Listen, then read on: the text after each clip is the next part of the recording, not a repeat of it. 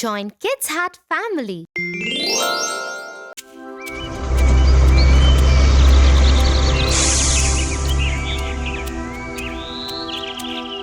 The boys in my class are very mean to me. They are so tall and big that I always have to listen to whatever they say. I am afraid to disagree with them. Size has nothing to do with courage, Tofu. You don't have to be afraid just because you're short. Have you heard the story of Peter Pan?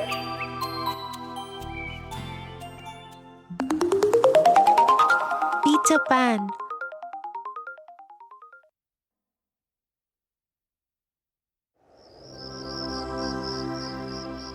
Once upon a time, in London, the darlings went out to a dinner party,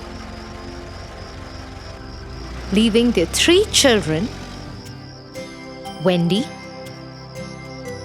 John, and Michael, at home.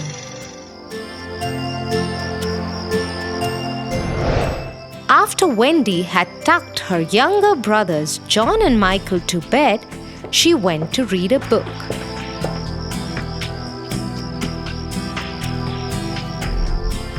She heard a boy sobbing outside her window.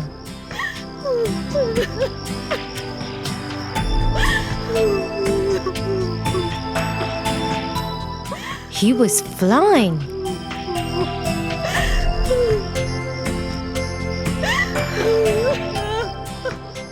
There was a little fairy fluttering around him. Wendy opened the window to talk to him. Hello, who are you? Why are you crying? My name is Peter Pan. My shadow wouldn't stick to me. Don't worry. Come inside. Peter agreed.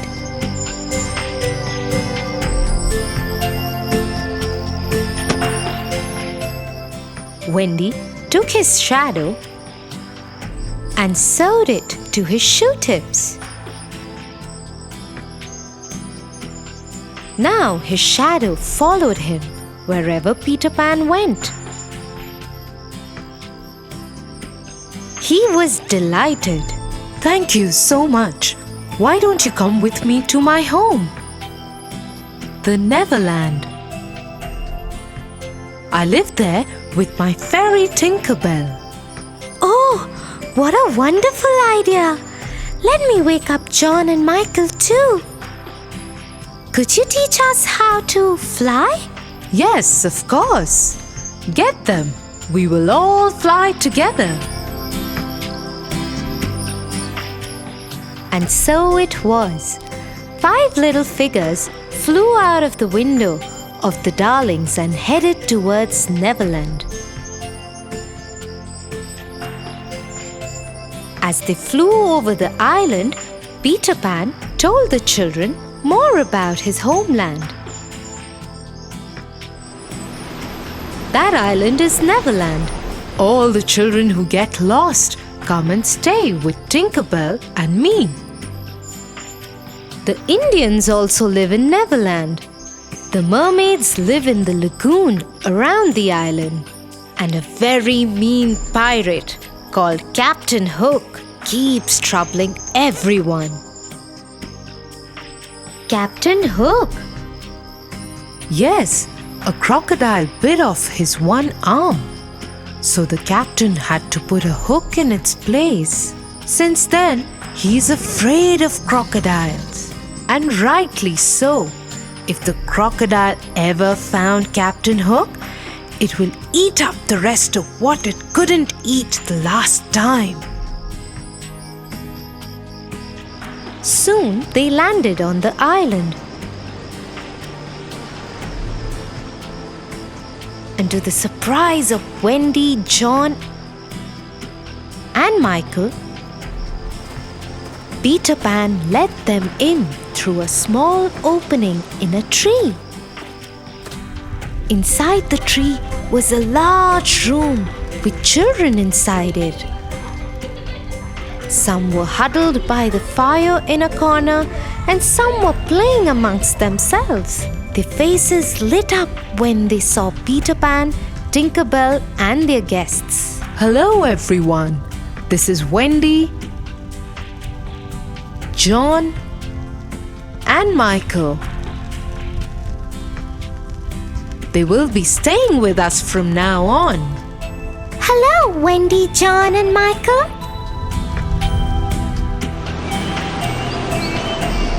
A few days passed, and they settled into a routine. Wendy would take care of all the children in the day and would go out with Peter Pan and her brothers in the evening to learn more about the island.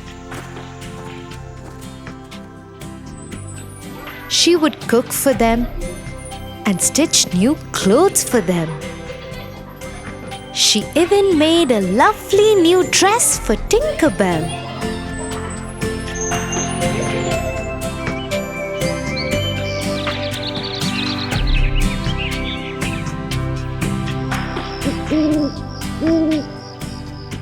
One evening, as they were out exploring the island, Peter Pan warned everyone and said, Hide! Hide!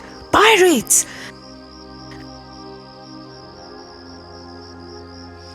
And they've kidnapped the Indian princess, Tiger Lily. They've kept her there, tied up by the rocks near the water. Peter was afraid, and the princess would drown if she fell into the water. So, in a voice that sounded like Captain Hook, he shouted instructions to the pirates who guarded her. You fools! Let her go at once! Do it before I come there, or else I will throw each one of you into the water. The pirates got scared and immediately released the princess.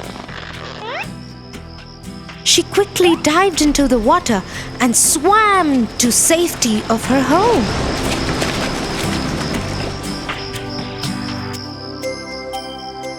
Soon everyone found out how Peter Pan had rescued the princess.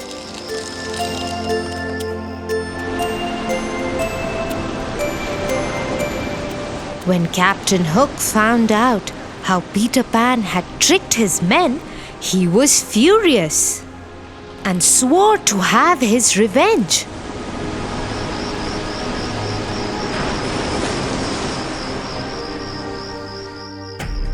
That night, Wendy told Peter Pan that she and her brothers wanted to go back home since they missed their parents.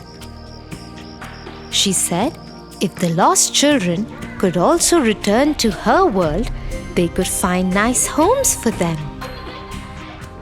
Peter Pan didn't want to leave Neverland. But for the sake of the lost children, he agreed, although a bit sadly. He would miss his friends dearly.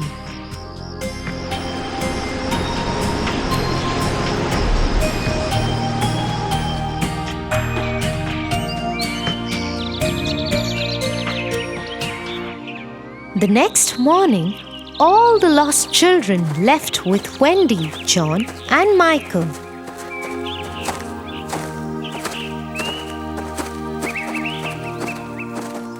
But on the way, Captain Hook and his men kidnapped all of them. He tied them and kept them on one of his ships.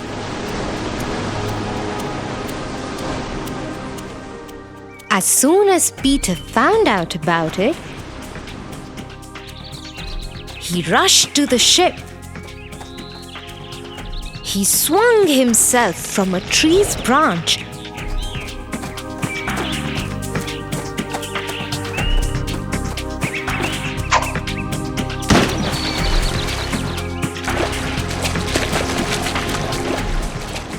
and onto the deck of the ship where all the children were tied up.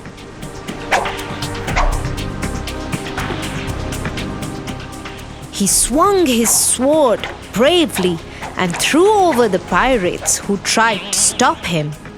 Quickly, he released everyone from the captor's ties. Wendy, John, Michael, and Tinkerbell helped all the children into the water,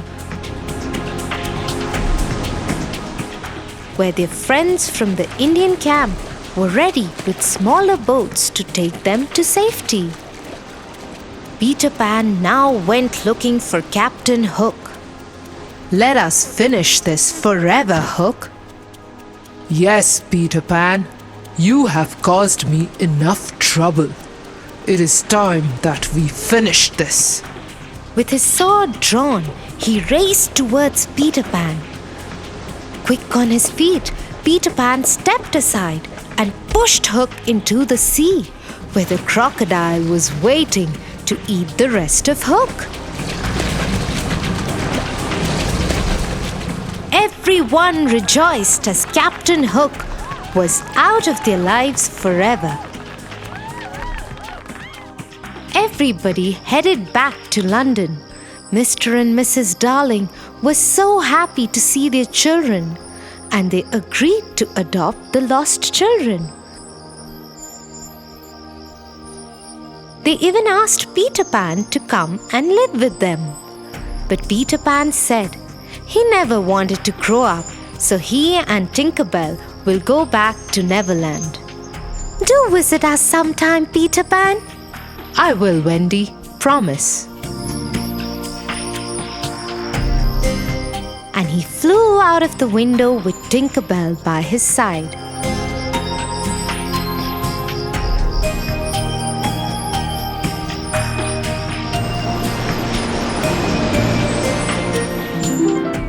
Thank you, Tia.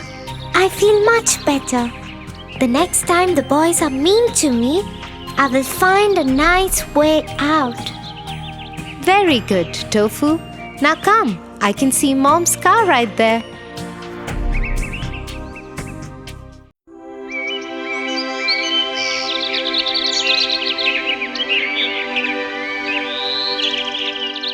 Tia, I'm getting bored. Will you please stop reading and talk to me? Bored?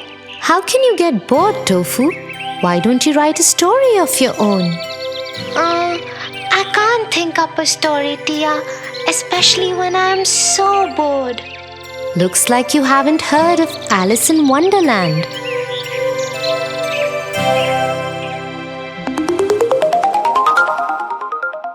Alice in Wonderland.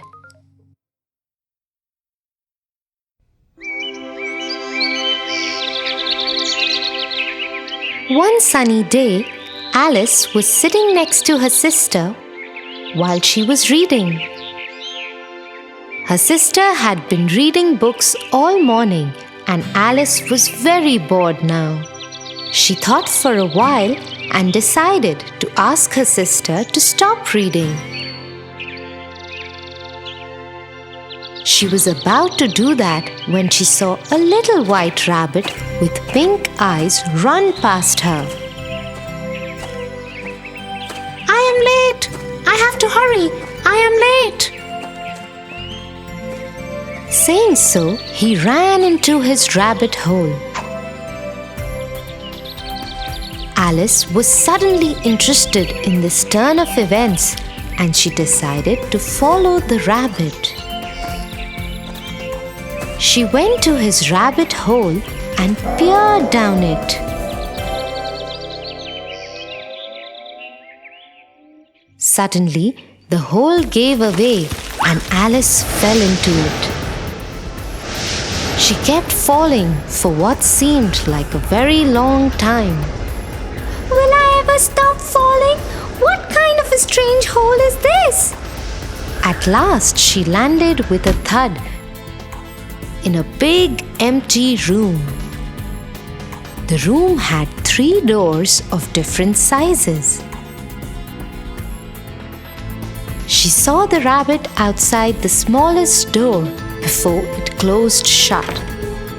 But the door was very tiny, no bigger than Alice's new pencil back home.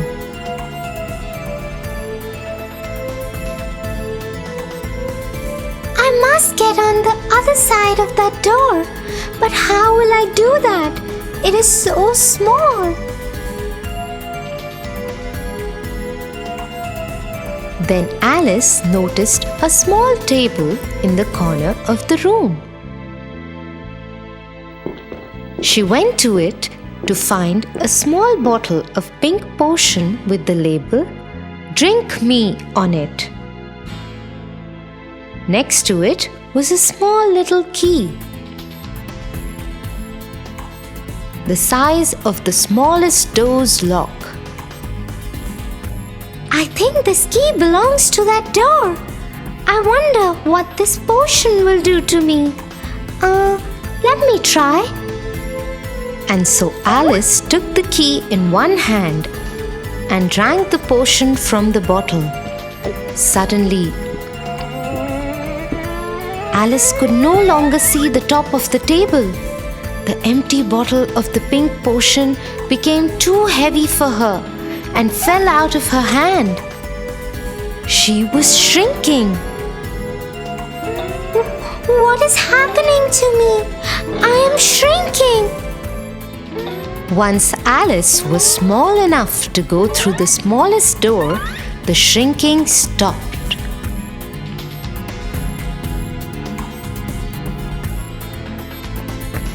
Alice quickly ran to the door, opened it, and ran out. She found herself in the most beautiful garden she had ever seen.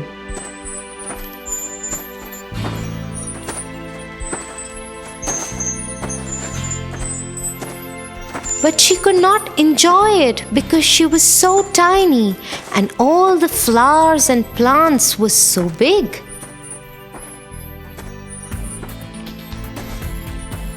Oh, I wish I was bigger. Hearing her, the white rabbit came to her and ordered her rather rudely, Go to my house and get my gloves and fan. Alice didn't know why the rabbit was so rude to her. Perhaps he didn't like being followed. Nevertheless, she decided to follow the instructions because she was curious and wanted to see the rabbit's house.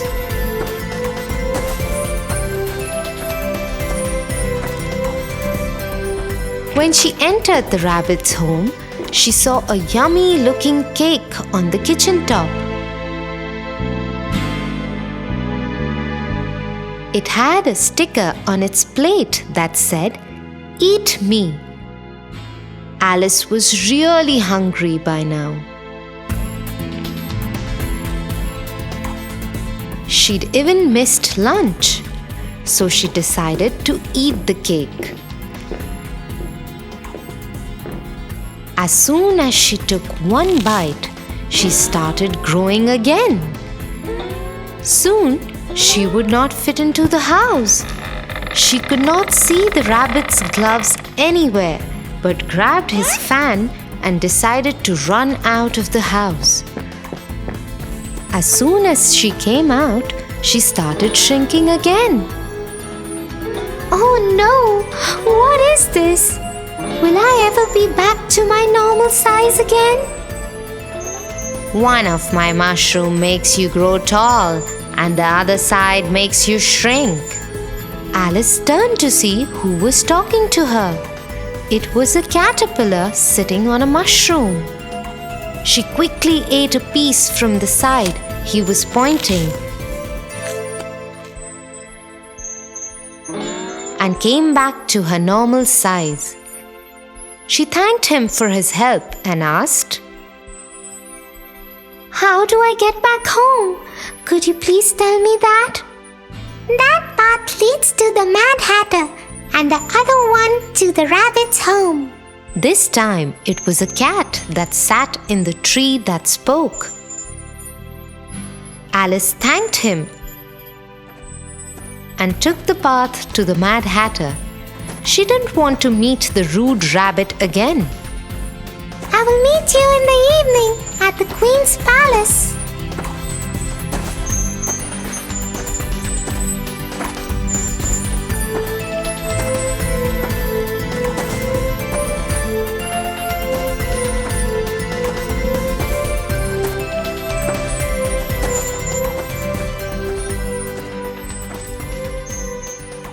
halt.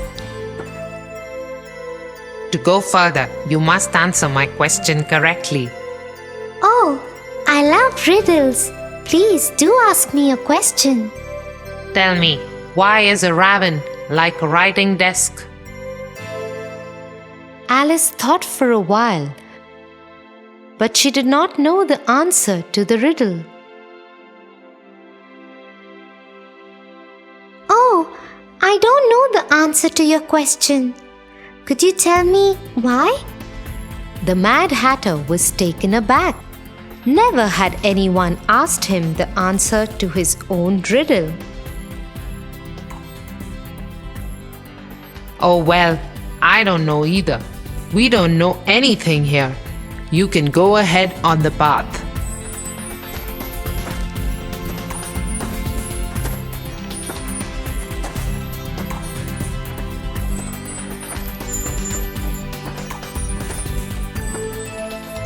Hence, Alice proceeded to the Queen's castle, where a game of croquet was on.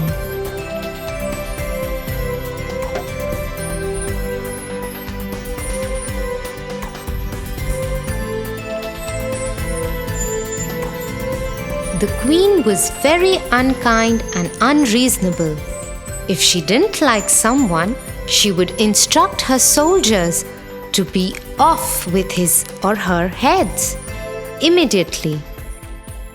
Her guards had made a mistake earlier in the day, and so she had turned them into cards for the game.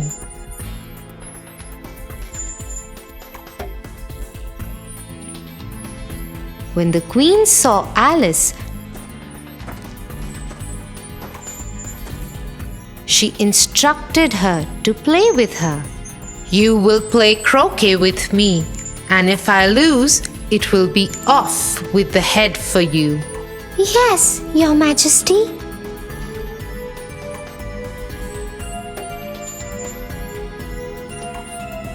Alice was very careful.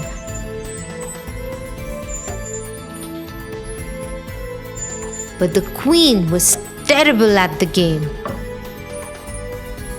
and Alice had to try really hard to lose.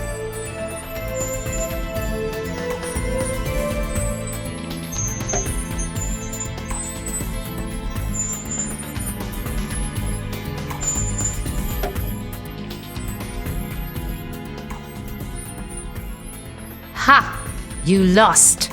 If I like, I will have your head for it. A trumpet sounded far off, and the White Rabbit hopped forward. The royal court is now in session, and you will be tried. Tried? For what? I haven't even done anything. You have been accused of stealing heart-shaped tarts from the Queen's kitchen. First, you don't know how to play croquet, and then you dare steal tarts from my kitchen? You should be punished. Off with her head. This is silly. I haven't even stolen anything. I just reached the castle and started playing with the Queen. She looked at the White Rabbit, the Mad Hatter, the Caterpillar, and the Cheshire Cat. They were all looking at her and smiling.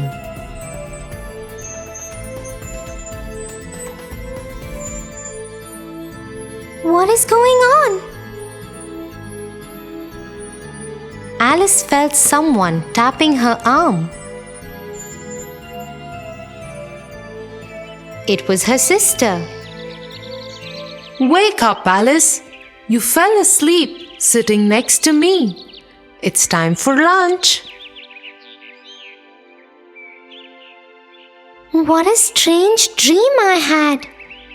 I promise I will never complain of being bored while you read.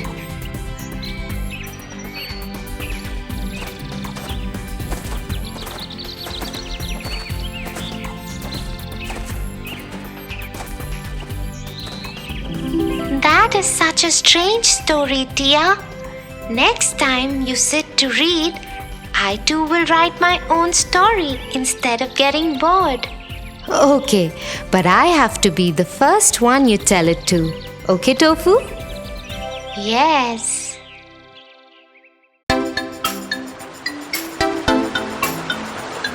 Tia, how important is it to be clever? It is important to be clever, but one should use it only for good reason, not to hurt someone.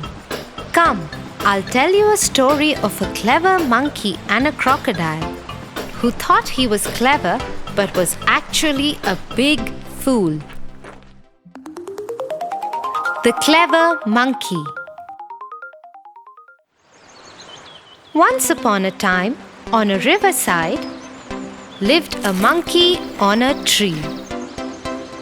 The place was a paradise for him because just hopping on a stone, he used to reach a small island in the middle of the river, which was adorned by choicest and juiciest of fruits.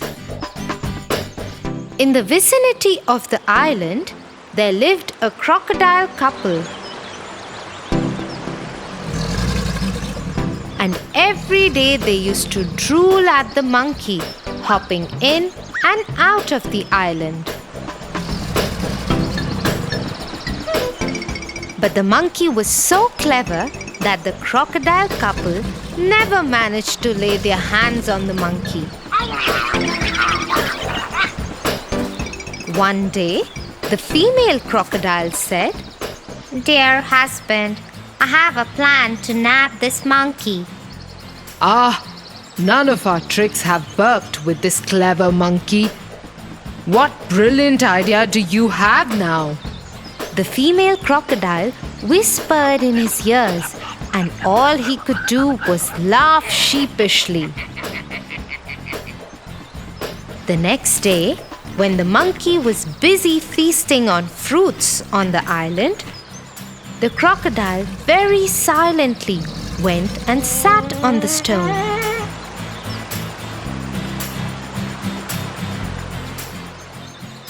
When the monkey was done with eating, he was about to hop onto the stone when suddenly he realized that the stone is looking bigger than usual. He understood that it was a crocodile waiting for him. He called out to the crocodile, Is that you, Mr. Crocodile? No, it's not me. and the monkey thought, how dumb could the crocodile get? So he thought for a second and called out to the crocodile, Oh, you surely caught me this time. I'll make your job easier now. Just open your mouth and I'll jump into it on my own. The foolish crocodile opened his wide mouth with his eyes shut and waited for the monkey to jump. The clever monkey, who was watching the closed-eye crocodile, hopped on the head of the crocodile and crossed the river. You couldn't fool me this time either.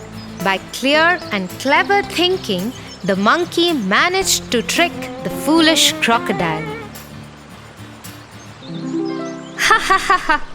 The crocodile was indeed a fool who got tricked by the clever monkey. Yeah, Tofu, and the moral is that we must think before we do anything, like that clever monkey and not like that foolish crocodile.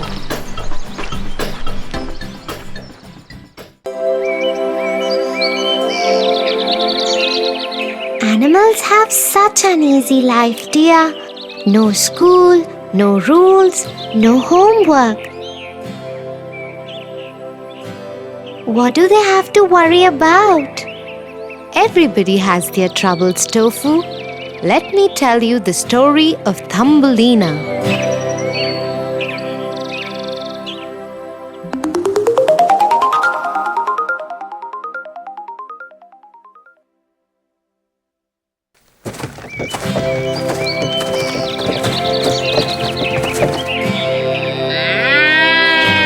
Once upon a time, a woman lived by herself in a faraway village. She was very lonely after her husband had died.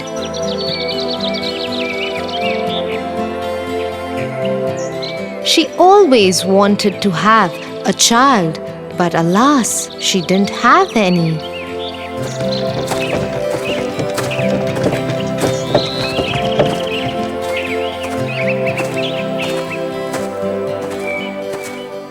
One day, she went to her friend who was a witch. The witch gave her a grain of barley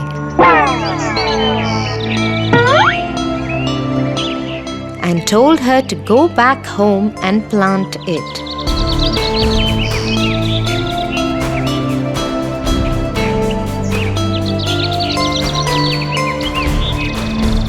The woman did as she was told. The next morning, a beautiful plant had grown from the seed. It had a lovely flower that looked like a tulip. The woman had never seen a flower like that and was mesmerized by its beauty. She gently kissed one of its petals. As she did that, the flower blossomed open. Inside it was a beautiful little girl, no bigger than the size of the woman's thumb. The woman instantly fell in love with her and called her Thumbelina. Thumbelina took away the woman's loneliness. In the day, she would tell her stories and talk to her. Sometimes she would make Thumbelina a boat out of a tulip petal which she could row in a plate full of water. At night, Thumbelina would sleep in a bed out of a walnut shell with a blanket made of a rose petal.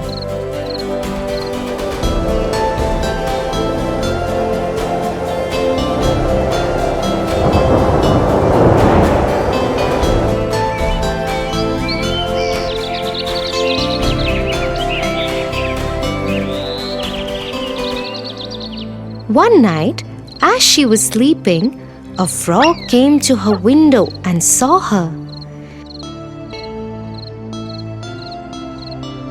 He thought to himself, "What a beautiful girl!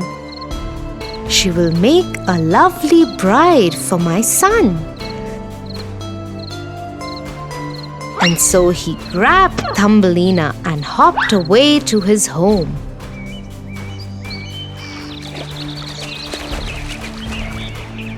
When his son saw his bride-to-be, he was very happy. She is beautiful, father. I will marry her. But before that, I want to build her a beautiful house. Okay, son. I will put her on the water lily in the middle of the pond till then. This way she will not be able to escape. And so the frog put Thumbelina in the middle of the pond on a water lily leaf. Thumbelina tried to escape from her new home, but when she couldn't, she broke down crying.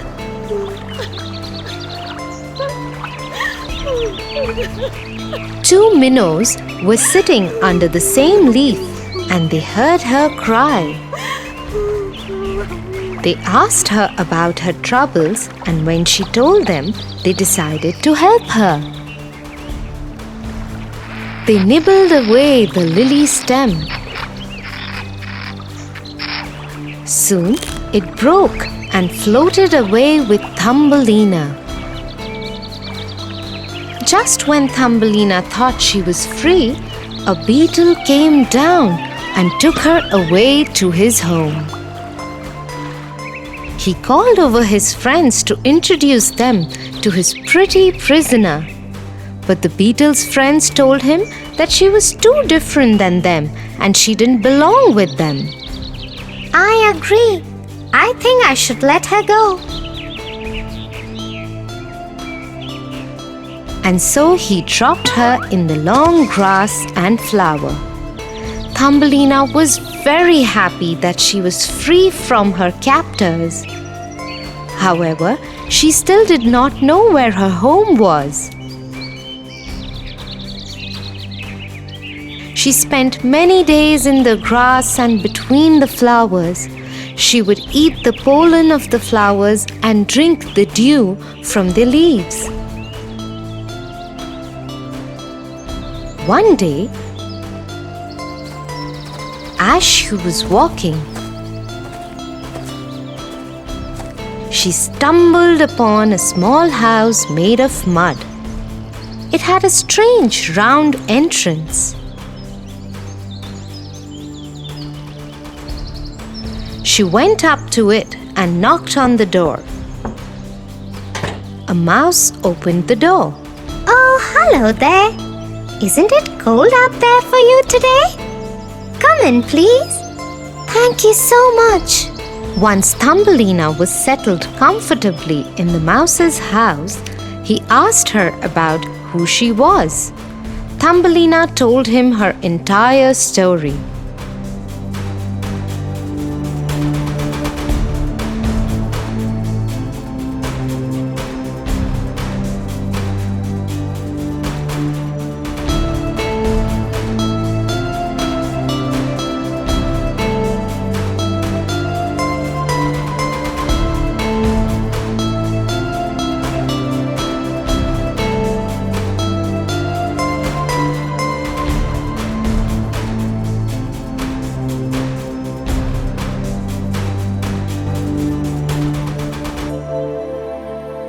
Do not worry. You can stay here as long as you like. So Thumbelina started staying in her newfound home. To make herself useful in the house, she would cook for the mouse and tell him stories.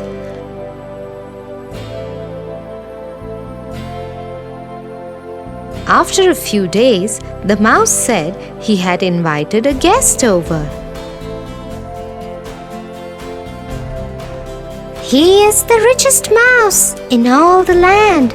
He is a very good friend of mine.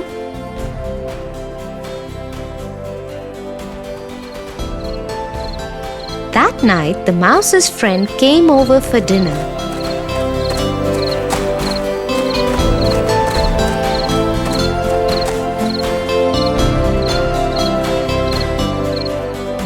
They all talked and had a very good time.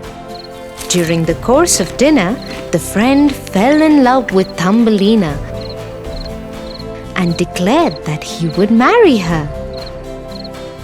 Thumbelina had no choice but to go along with what was happening. When the friend offered to show her his home, she agreed to visit his house.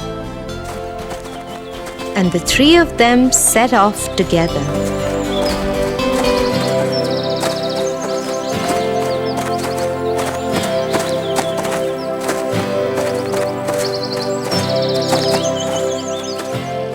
On the way, they entered a tunnel.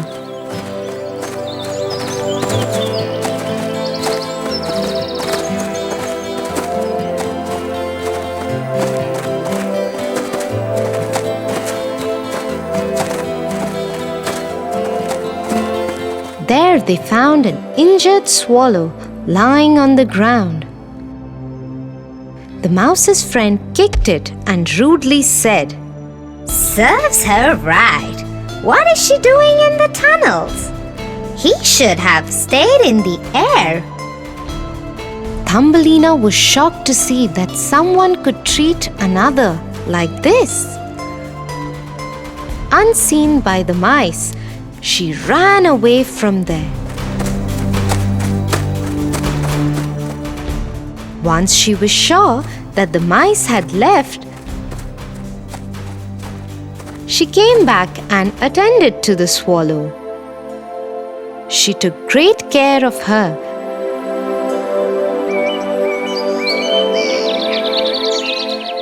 Till she was fit to fly again.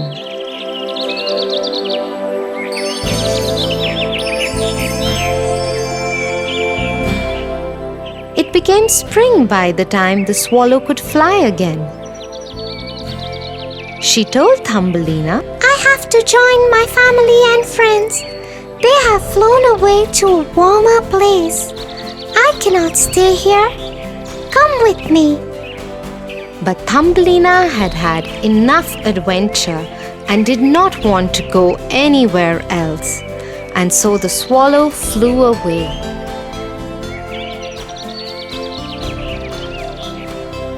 A few months had passed when the love-struck friend of the mouse found Thumbelina again. Oh, my beloved, I have been looking for you everywhere. Now I have found you and must marry you. Thumbelina knew there was no way out of it for her, so she asked him if she could spend one last day out in the open air before she was confined to living the rest of her life underground with him.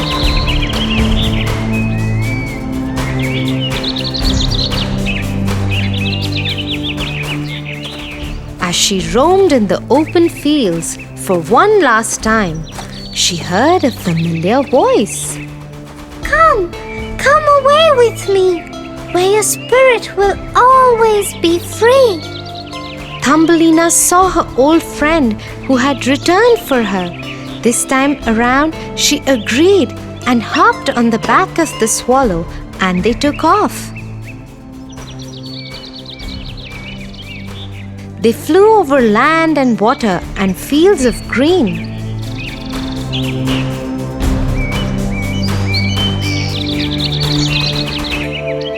When they reached the land of the flowers, the swallow landed Thumbelina on a beautiful flower petal. This is the kingdom of the flowers, and that is their king. Thumbelina saw a handsome young king with beautiful wings. He was surrounded by lovely flowers. As soon as she saw him, she knew she wanted to call this place home. Her presence attracted the king's attention.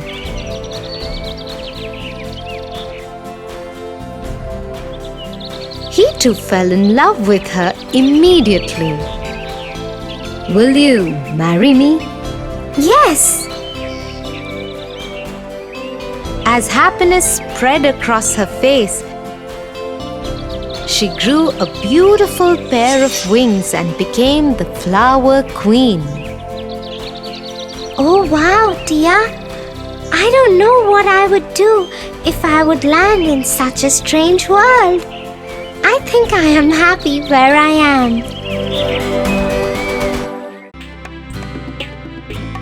For your favorite rhymes, stories, and more, join Kids Hat family. Subscribe here.